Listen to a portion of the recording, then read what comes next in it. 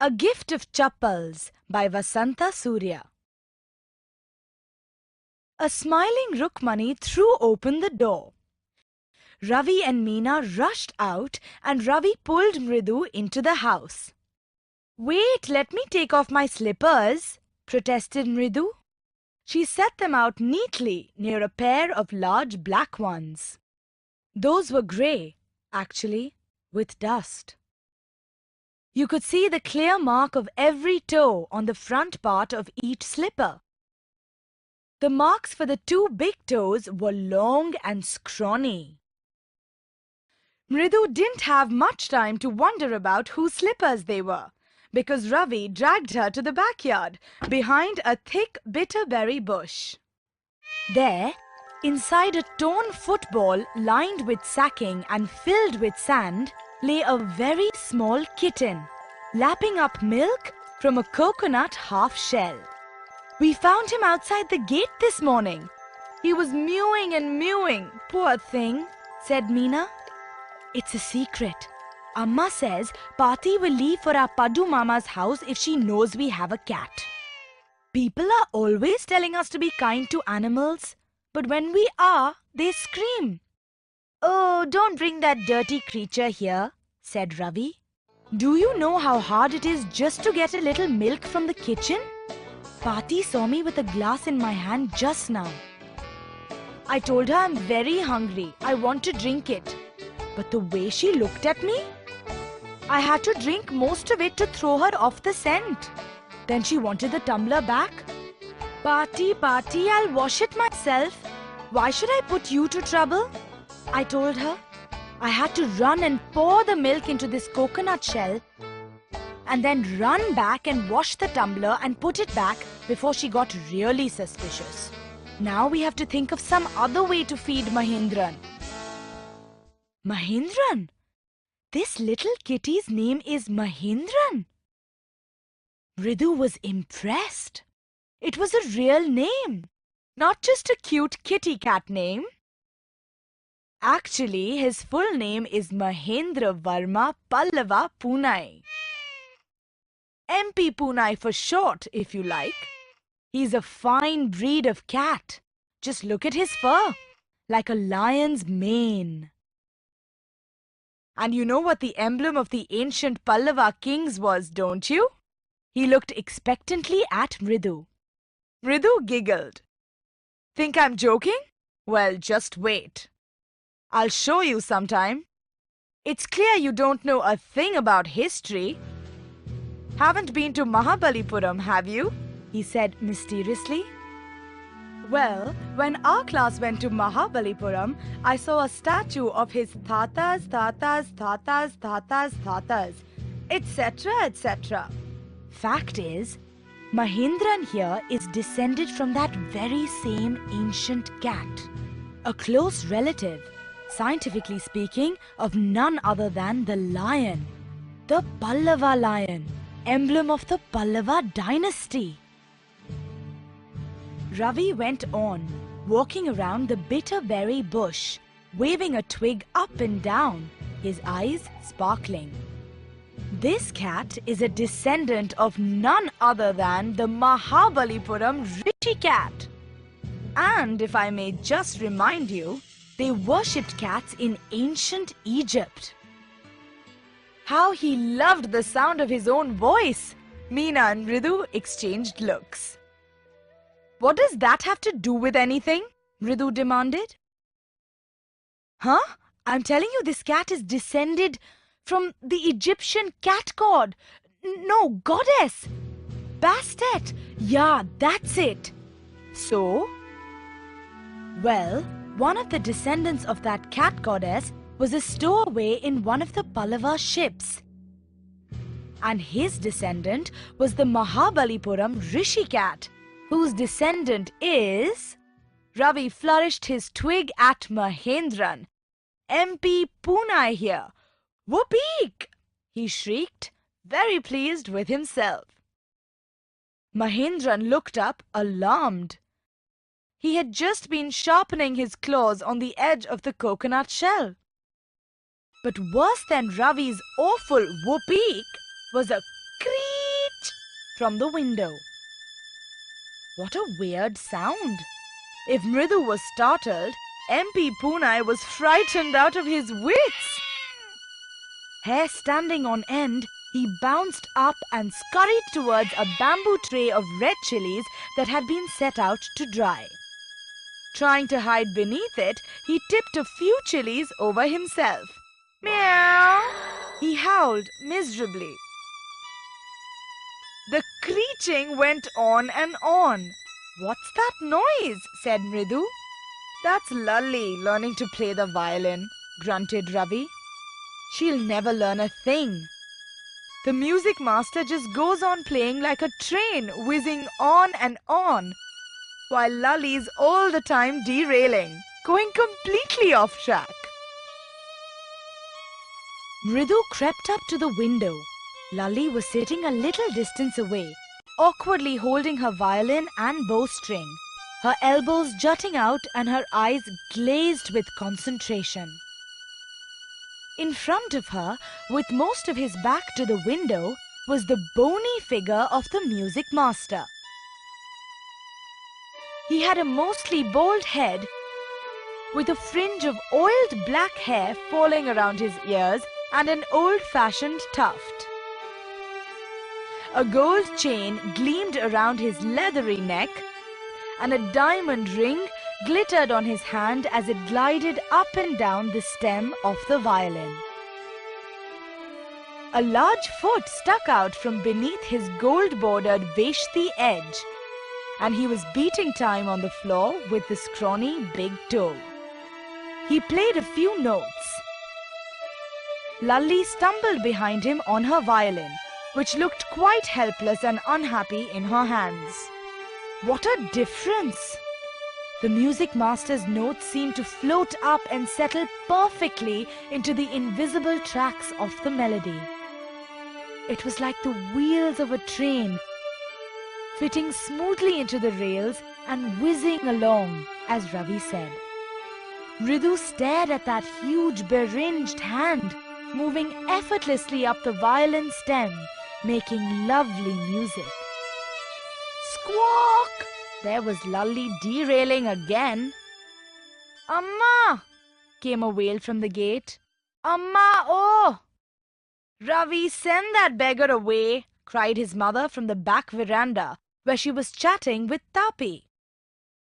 He has been coming here every day for the past week, and it's time he found another house to beg from, Pati explained to Tapi. Mridu and Meena followed Ravi out. The beggar was already in the garden, making himself quite at home. He had spread his upper cloth under the neem tree and was leaning against its trunk, apparently prepared to take a little snooze while he waited for the alms to appear. Go away, said Ravi sternly. My party says it's time you found another house to beg from. The beggar opened his eyes very wide and gazed at each of the children one by one. The ladies of this house, he said at last in a voice choked with feeling, are very kind souls.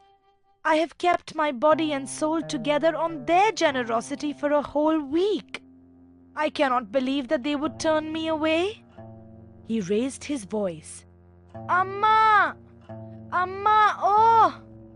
Sad his wail might be, but it certainly wasn't feeble. It began in a deep, strong rumble somewhere in his withered belly and came booming out of his mouth with its few remaining teeth stained brown with beetle chewing. Ravi, tell him there's nothing left in the kitchen, called Rukmani. And he's not to come again. Tell him that. She sounded fed up. Ravi didn't have to repeat it all to the beggar. What his mother said had been easy for them all to hear, there under the neem tree. The beggar sat up and sighed. I'll go, he said wearily. Only let me have a rest here under this tree. The sun is so hot. The tar has melted on the road. My feet are already blistered. He stretched out his feet to show large, pink, peeling blisters on the soles of his bare feet. I suppose he doesn't have the money to buy chappals, Mridu whispered to Meena and Ravi. Have you got an old pair in the house somewhere? I don't know, said Ravi.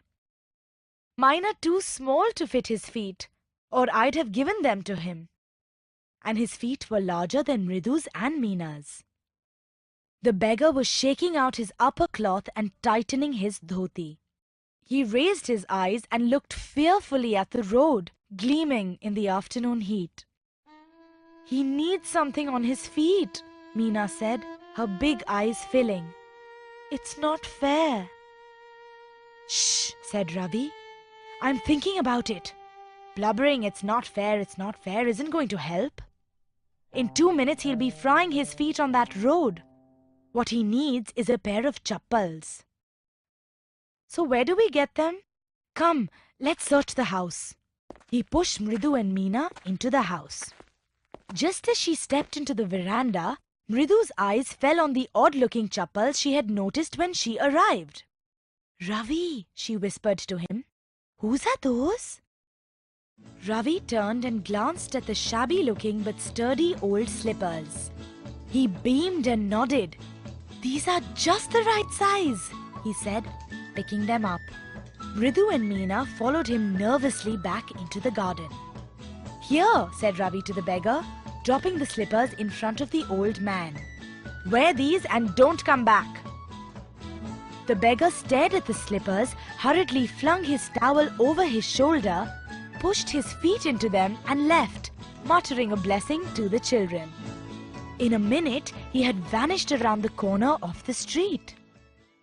The music master came out of the house and took an unappreciative look at the three of them sitting quietly under the tree, playing marbles. Then he searched for his chappals in the veranda where he had put them. Lalli, he called after a few moments. She hurried up to him. Have you seen my chappals, my dear? I remember having kept them here. Ravi, Mridu and Meena silently watched Lalli and the music master search every corner of the veranda. He scurried around, looking over the railing and crouching near the flower pots to look between them. Brand new they were. I went all the way to Mount Road to buy them. He went on saying, they cost a whole month's fees, do you know? Soon Lalli went in to tell her mother. Rukmani appeared looking harassed, with Pati following her. Where could they be? It's really quite upsetting to think someone might have stolen them. So many vendors come to the door, worried Pati. Rukmani caught sight of Ravi, Mridu and Meena sitting under the tree. Have you children, she began, and then seeing they were curiously quiet, went on more slowly. Seen anyone lurking around the veranda? A sharp V-shaped line had formed between her eyebrows. Another straight, tighter one appeared in place of her usually soft, pleasant mouth. Rukmani was angry, thought Mridu with a shiver. She wouldn't be so upset if she knew about the poor beggar with sores on his feet, she tried to tell herself. Taking a deep breath, she cried, Rukmani, there was a beggar here. Poor thing, he had such boils on his feet.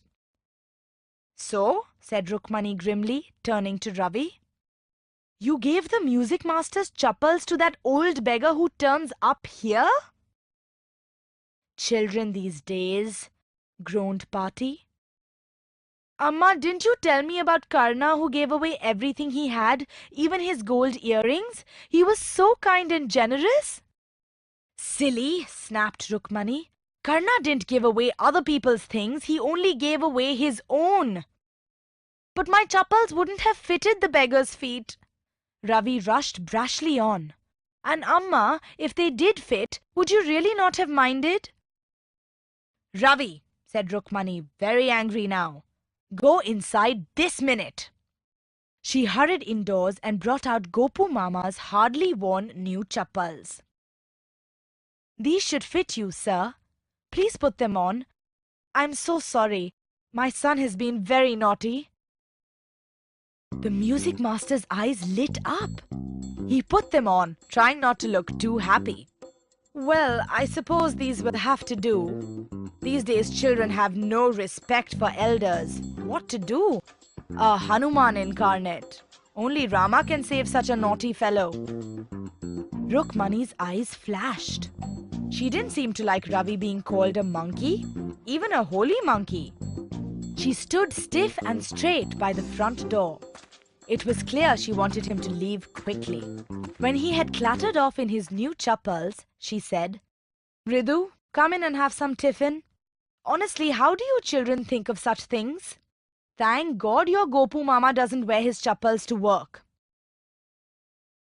As she walked towards the kitchen with Mridu and Meena, she suddenly began to laugh. But he's always in such a hurry to throw off his shoes and socks and get into his chappals as soon as he comes home. What's your mama going to say this evening when I tell him I gave his chappals to the music master?